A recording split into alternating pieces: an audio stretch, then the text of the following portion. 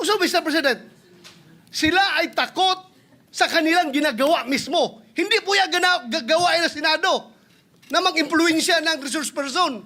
Never pa nangyari yan na mayroong pumunta doon sa baba, tinakot yung nakakulong, cited in contempt na resource person. Gawain nila yan sa House of Representatives. It wasn't the House, nor the Senate, nor the PNP, nor the intelligence community making the request. It was the witness. I beg to disagree. It was Speaker Martin Romualdez who was asking me. Yes, I Mr. did not President. talk to the witness. I did not hear him say. It was only Speaker Mr. President, Martin. it was... Ibig bang sabihin po, Mr. President, nawawala ng visa yung ginawa namin? Hindi. He's Ganun po pala. He's still in legal custody. Dapat po, Therefore, igagalang po kung ano yung aming iniwan. yes, Doon tayo magsisimula. Ang iniwan ninyo, cite in contempt. Hindi and po. legal Nasa custody legal of the custody Senate. na po ng, He was still ng House. under the legal custody of the Senate. Mr. President, may I ask for a minute suspension? Session suspended. Senator Bato de la Rosa is seeking the floor. You are recognized. Thank you, Mr. President. The last time I know that Brice Hernandez was cited in contempt and was issued a commitment order to the USA detention room. May I know the whereabouts of that Brice Hernandez right now, Mr. President? Well, according to the newspaper accounts that I've read, I think they had our Senate President and the Speaker of the House had an agreement to commit Brice Hernandez at the PNP Custodial Center at Camp Crame. May If I'm I correct, Mr. clarify? President. May I clarify that quite accurate answer by Senator Estrada for the information of Senator De La Rosa and the public. Yesterday, after the hearing, or during the hearings that they were conducting in the House, Speaker Martin Romualdez called me and said that their committee was allowing Mr. Hernandez to remain in the House and in the House of Representatives, and that he was requesting that he not be returned back to the Senate because of some fear for his life. That is according to him. So what I did was I asked the Speaker what he plans, because we cannot allow that. I said he is under our custody and therefore he is in contempt in the Senate. Pag iniwan namin sa inyo, sabi ko, ibig sabihin niyan para namin pinawalan. Correct, Kaya Mr. hindi President. ako pumayag. Correct. So Correct. what I did was I asked the Sergeant at Arms to bring Mr. Hernandez to the PNP Custodial Center, and that is where he is now. He's still under the care of the OSAA. Mr. President, is there a possibility that we can commit him back here in the Senate? Of course, during the he's still under custody of the Senate, and therefore Let him be jailed here, Mr. President. indirects. We had to give in to the request of the Speaker that he be not returned here as. Yeah, but Mr. President, I think as we speak, the jurisdiction of the person of Brice Hernandez belongs to the Senate. Yes, and that's why we can call him here anytime we need him. Thank you, Mr. President. Yeah. Senator Alan Cayetano is recognized. Mr. President, on that Minority point, Leader is recognized. may I know, Mr. President, will that be the new rule? Because under the present rule, kung sino may jurisdiction, siya yung magde-decide. So for example, siya ay incarcerated under RTC. So magpapaalam tayo sa RTC kung pwede nating hiramin. So nagpaalam sila sa atin kung pwede natin nila hiramin yung witness. Kasi insulto po sa atin yung sabihin may mangyayari sa kanya dito. Unang-una po, 24 tayo na lahat independent. Sinabi na rin po ng Senate President na ginagalang natin na independent ang Senate. Never naman po nagkaroon ng problema dito. ZTE, Pangulo pa. I remember dito, muntik kaming maghablutan, if Senator Lacson remembers, with former Congressman Andaya, with our other witnesses, with Secretary Neri. Di ba, parang may PSG pa atang pumasok, whatever, no? But we were able to handle it well and come to a conclusion. My point, Mr. President, is this. What if the reverse happens now? What if we borrow a witness from the House? Is that the new rule now? Na PNP custodial na? Or makikiusap tayo pabalik sa House? Because I don't think we should change rules without doing it either in caucus as a group. But I see the wisdom, Mr. President, of your immediate action. I'm not questioning your immediate action, Mr. President. I'm just asking, moving forward, shouldn't we keep the old rule na kung sino may custody, yun ang mag-keep nung custody niya, Mr. President? Yes, and that is the decision that the presiding officer made last night. Indeed, you are right. He is in our custody. Now, what we did yesterday was what we call parliamentary courtesy in accepting the proposal that he be not returned here but still under the care of the Senate. Now, in the issue of, let's say, keeping it here or the previous tradition that the Senate may cite in contempt anyone and keep him here. We have also placed a witness to Muntinlupa, if you will recall. Yes. We also even sent somebody to the Pasay City Jail. So I don't see any reason why we cannot commit this particular fellow to the PNP Custodial Center. But then again, I will leave it to the decision of the body. That was my decision last night. But if there is something that is a new decision that you would want, I will throw it to the body. Mr. President, I respect your decision, and I will tell you if I don't. I have always been honest and told you what I thought. No? And I do agree that certain decisions have to be made right away by the Senate President at that point. And you do not want a constitutional crisis or ayaw natin mag-agawan ng witness sa gitna ng and perception is important. Kung nakipag-agawan po kayo o tayo kagabi, it would appear na baka may katotohanan yung sinabi about senators kaya pinipilit natin dito. The problem is, meron din kasing perception tuloy that by not having him back here, baka nga totoong ini-impluwensya natin. But from my point of view, from my limited point of view at this point in time, when he was here, no one was talking to him from the Senate panel. But according to Senator Marcoleta, he got information that the witness was being asked to single out senators there. So only God knows if Senator Jinggoy is the good one or the better one. Only God knows the totality of accusations against Brother Joel. But what do I know? I know na si Brother Joel, 2016 pa lang, 2017, when I left the Senate to go to the DFA, speech na ng speech to tungkol sa flood control. Even President Duterte had a speech na ang problema ko, DPWH. And never tinago ni ni President Duterte. Nandun yun po, nasa Facebook, nasa TikTok na sinasabi niya, baka may ghost project pa. 2022, to be fair to our new chairman of the committee on the Blue Ribbon Committee and the Senate President, you weren't here at that time, but I'm sure you monitored it. Tinuturo naman ni Secretary Bonoan kung bakit nagkaganon yung budget at ba't suddenly lumaki na naman yung budget. No? So the point is, Mr. President, perception here matters. Tomorrow ba or the next day, we will announce, I think Malacanang has already said they will announce a independent commission. The minority has not discussed whether we will support it or not. Personally, I support it. But just like Ferdinand Marcos Sr., he always asked the opposition for one member. Kasi kahit gaano ka-independent ang members niyan, kahit anong integrity niyan, tao pa rin yan Pwedeng may agenda pa rin yung mga yan. So we will discuss in the minority. For example, kung maglalagay sila doon, do they commit? Hindi sila tatakbo for national office in 2028. Baka may integrity nga. Gagamitin naman yung commission to run in 2028. Will they sign also that wala silang conflict of interest? Because some of the credible people now being interviewed are part of conglomerates and are working for oligarchs that also have their interest, maybe not in infrastructure, but on other things. So ang point ko, Mr. President, na-disrupt yung sistema ng corruption, which is good.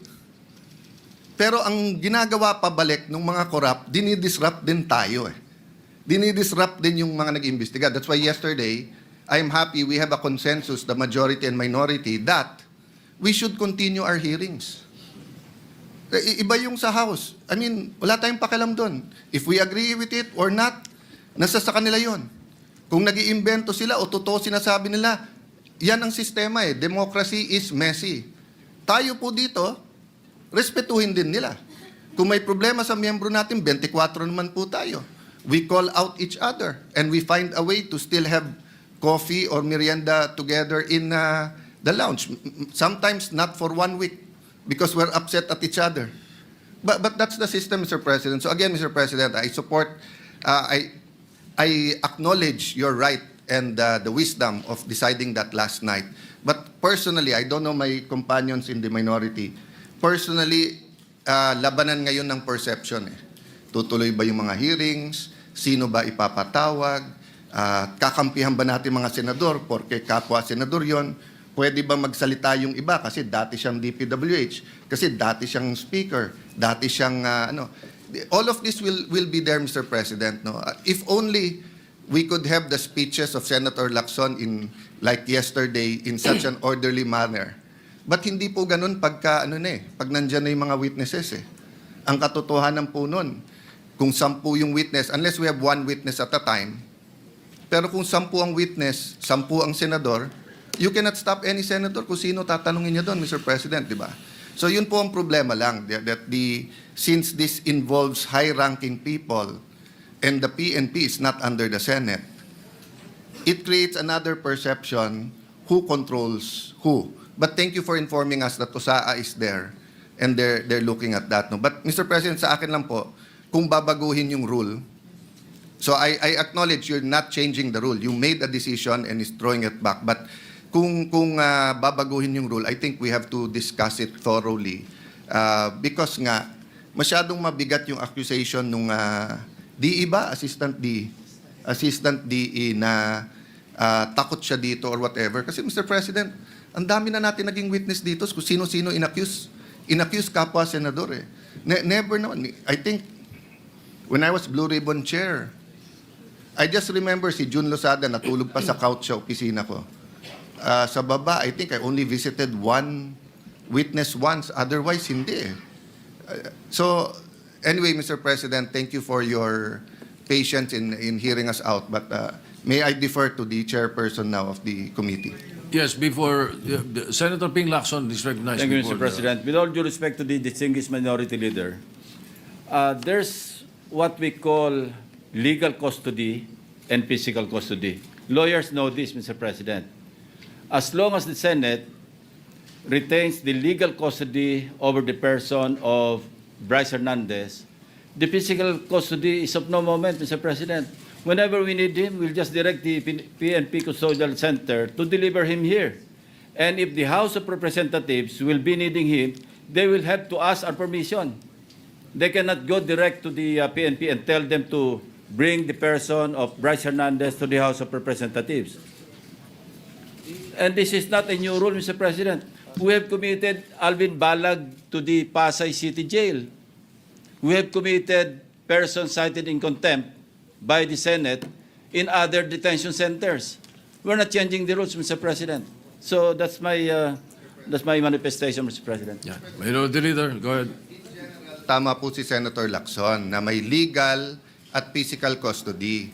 Pero it's always the committee and the Senate who decides the physical custody. So in the case na sinabi yung Pasay City Jail, it was the decision of Senator Dick Gordon and the committee na dun ilagay. In fact, ayaw nila eh. Yung mga kinulong doon, gusto nga dito. In this case, it is the witness, Assistant DE, saying, wag niyo akong dalhin doon, tapos siya yung nasunod.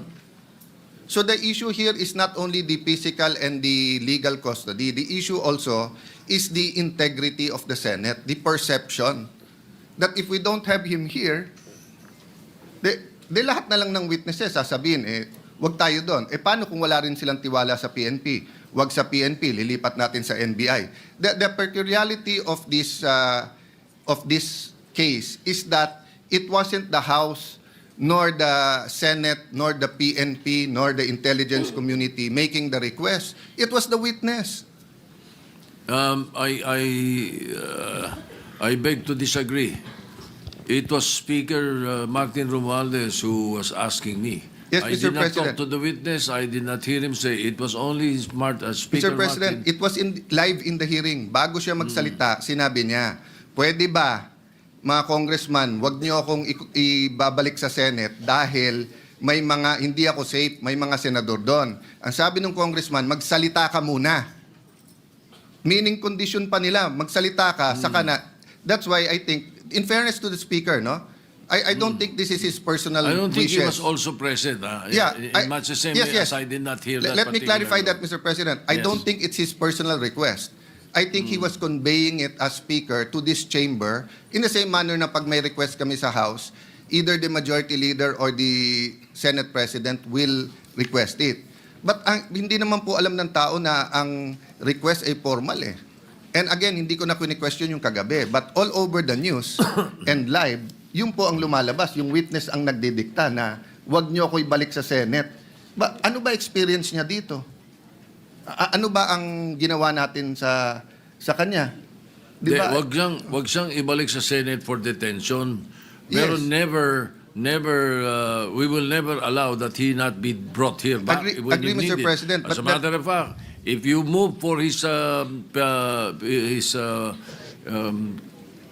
for him to be returned here, we will return him right away. Agree, Mr. President. Ang problema kasi gives the impression na pag dito, mapre-pressure or may kakausap sa kanya eh. Yun yung impression ngayon eh. Which I think is unfair to all of us. I'd love for him to name senators here para ma-confront natin siya. But anyway, Mr. President, Yes, I think we okay. vented I don't know the pleasure of my colleagues. No, may I yield to Okay. Senator So Marcoleta? just to ventilate more on what the minority leader was saying, let me just place on record so that the public will know. You know, we have Section 6C of the rules of the Blue Ribbon Committee. It's very clear. It says a witness cited in contempt may be ordered to be detained in such place as may be designated by the committee alone or with the concurrence of the Senate President. Or either. Just on the rules. We've done this already in the past, and we have not deviated from the rules.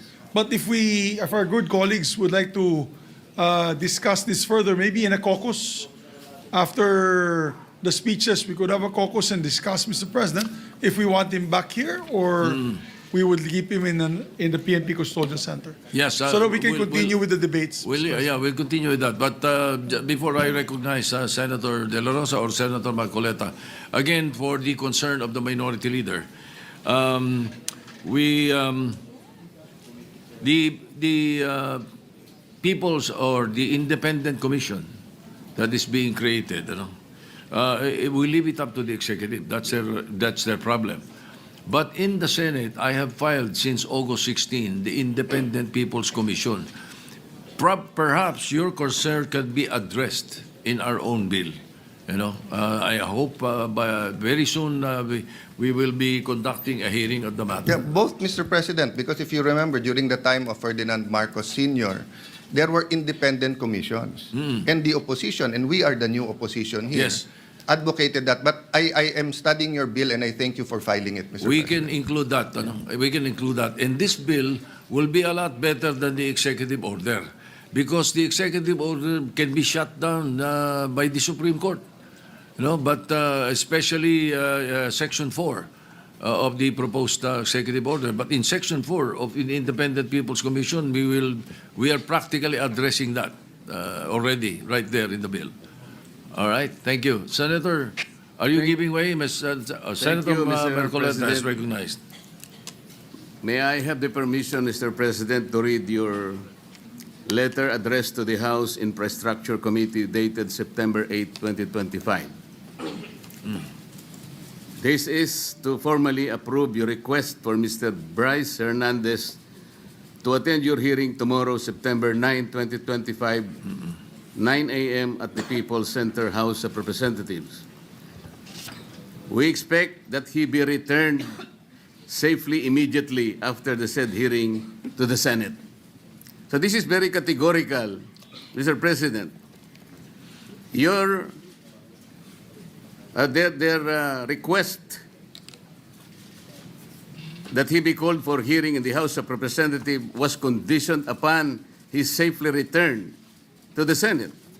There is no need for a motion, Mr. President. I was still the chairman of Blue Ribbon Committee at the time, and it was very clear that we committed him to the custody of our Sergeant at Arms, not in Quezon City, not anybody else.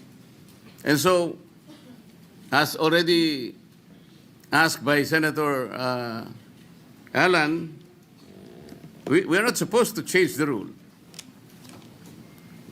I move, Mr. President, that he be back immediately to the custody of the Senate, not only because this is the condition that you gave them, but more importantly, in order to erase the perception that if he is here in the Senate, he is not safe. I will reject the idea that if he returns in the Senate, manganganib ang buhay niya. It is as if that we are giving credence to his statement, which I believe is not true, Mr. President.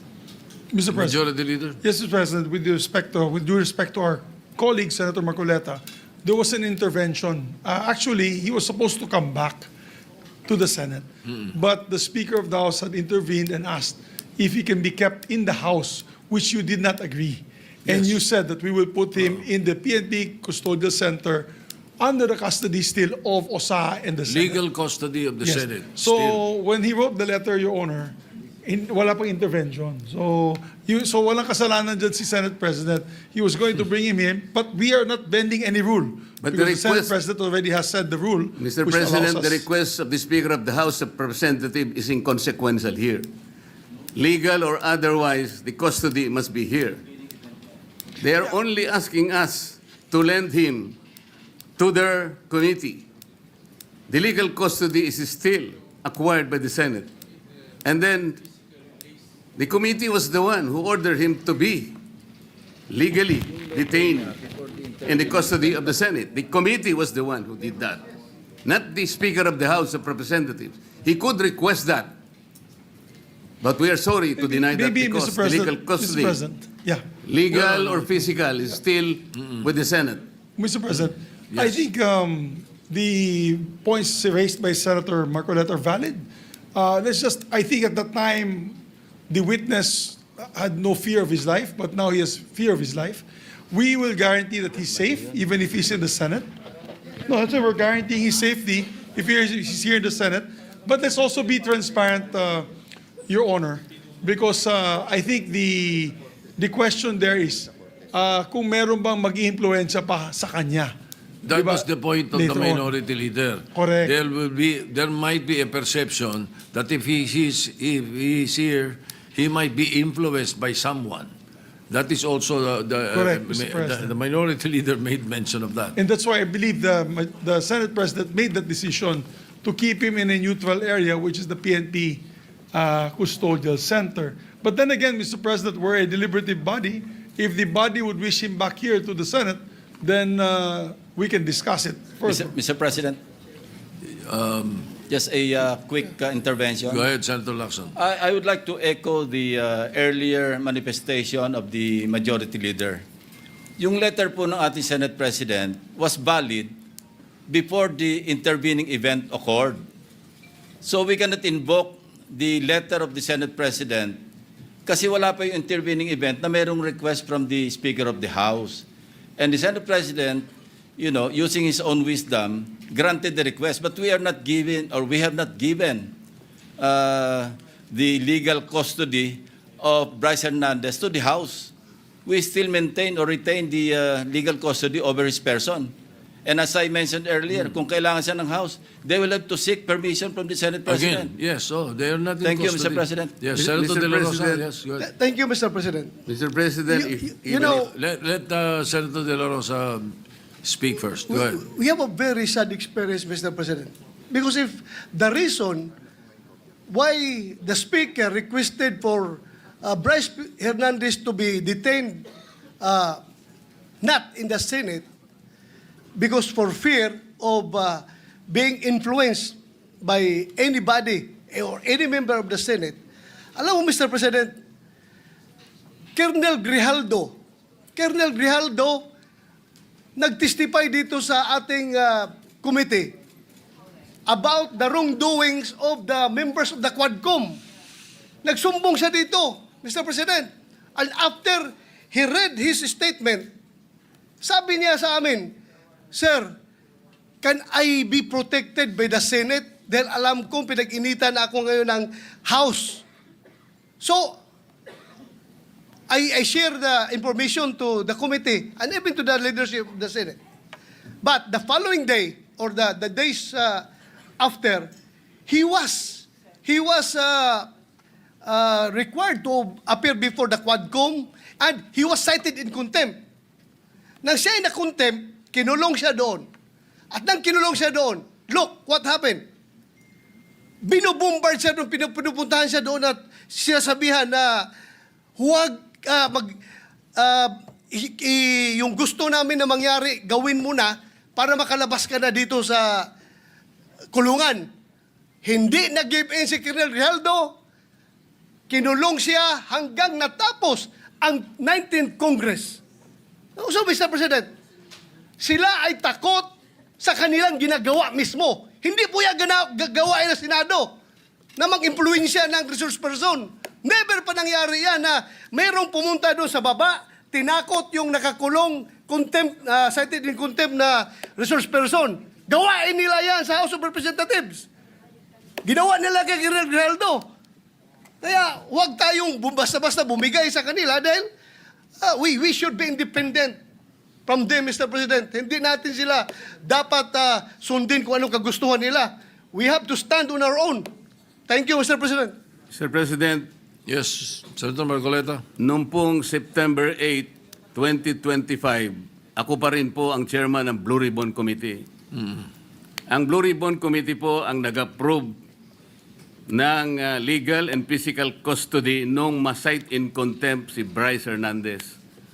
Nung makiusap po ang Speaker ng House of Representatives sa inyo, di po ba dapat nakonsulta naman ang chairman ng Blue Ribbon Committee? Dahil kami po, ginawa namin yon through the collective wisdom of the committee. Hindi po namin gawa-gawa yon. Kaya lang namin siya sinite in contempt sapagkat halos ipamukha na namin sa kanya ang mga datos. Ibinigay ko na sa kanya ang lahat ng ipinanalo at ipinatalo niya sa kasino. Pati yung ginagamit niyang dalawang ID na galing sa LTO, ayaw pa niyang aminin. Ganun po yung nangyari. Gusto lamang namin siyang turuan ng leksyon para sa ganun kahit papano baka maisip niya na dapat sana mapahiya na siya sa sarili niya kung meron pa siyang kahihiyan. Dapat naman sana nung siya'y mag-request ngayon sa House of Representatives, hindi po sa kanya dapat manggaling ang request kung saan siya magko-custody. Ang custody po yung natapos na. Nagsalita na po ang Blue Ribbon Committee. Bakit po hindi man lang nakonsulta ang Blue Ribbon Committee? Bakit kailangan po ang House of Representatives Speaker ang mananaig sa kanyang request? Kalabisan na po ba ang Blue Ribbon Committee noong araw na yon, Mr. President? May I be clarified on what date that transpired? Yesterday or September 8 po. Monday? Yes, Mr. President. Majority Leader. Monday was the hearing here in the Senate. Monday, he was cited in contempt. But Yeah. the hearing in the House was on Tuesday, September 9. Yes, And as, Tuesday. So in the evening, Opo. when yesterday, no. So in the evening, when the Speaker called me, Senator Marcoleta was no longer chairman of the Blue Ribbon. No more, because we had already elected It was Senator already Senator Lacson. Lacson, yes. Ibig bang sabihin po, Mr. President, nawawala ng visa yung ginawa namin? Hindi. He's Ganun po pala. He's still in legal custody. Dapat po, Therefore, igagalang po kung ano yung aming iniwan. yes, Doon tayo magsisimula. Ang iniwan ninyo, cite in contempt. Hindi And po. legal Nasa custody legal of the custody Senate. na po ng He ano was ng still House. under the legal ng, custody ng of the Senate. Mr. President, may I ask for a minute suspension? Session suspended.